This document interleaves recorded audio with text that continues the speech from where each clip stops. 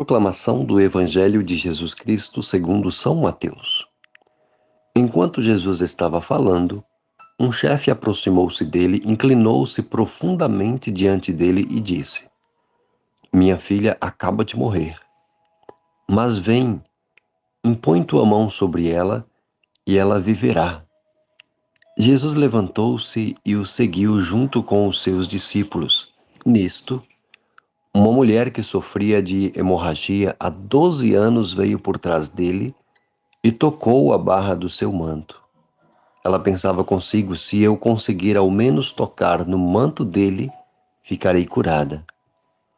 Jesus voltou-se e, ao vê-la, disse: Coragem, filha, a tua fé te salvou. E a mulher ficou curada a partir daquele instante. Chegando à casa do chefe, Jesus viu os tocadores de flautas e a multidão alvoroçada e disse: Retirai-vos, porque a menina não morreu, mas está dormindo. E começaram a caçoar dele. Quando a multidão foi afastada, Jesus entrou, tomou a menina pela mão e ela se levantou. Esta notícia espalhou-se por toda aquela região. Palavra da nossa salvação. Queridos irmãos, queridas irmãs, estamos diante de um trecho do Evangelho na qual nos traz grandes ensinamentos e ensinamentos preciosos no sentido da fé, da humildade, nos dois casos. Como podemos aprender com esses personagens? Um homem certamente membro do governo romano, um chefe, um homem de autoridade, de posses, e chega, e a palavra Mateus coloca assim: inclinou-se profundamente. Aqui nós percebemos um gesto grande de humildade. E humildade e muita fé. Por quê, irmão Vanilson? Primeiro, porque ele, sabendo que a menina tinha morrido, e mesmo assim, ele vai. Ele vai ao encontro de Jesus. Ele sabia, ele tinha certeza, a filha dele morreu, não respirava mais, parou. E ele disse para Jesus: Mas vem, impõe tua mão sobre ela e ela ressuscitará. Agora nós vemos Jesus seguindo um homem que tem fé. Sempre vimos os homens começam a seguir Jesus. Agora Jesus segue um homem humilde, um homem que tem fé. E todos os discípulos o acompanharam para a realização de um ato, porque Jesus tem compaixão. Uma oração humilde, ele chega, deposita toda a sua fé e diz: eu sei que se o Senhor tocar nela, colocar suas mãos, ela viverá na hora. Olha, meus irmãos, que exemplo lindo. No meio do caminho, esse homem já, esse fato tão, podemos dizer assim, uma situação lamentável, triste, de morte, e Jesus é interrompido. Aquele que é a solução, que está indo para a casa dele, o seguindo, é interrompido. Interrompido por uma mulher que também sofre há 12 anos.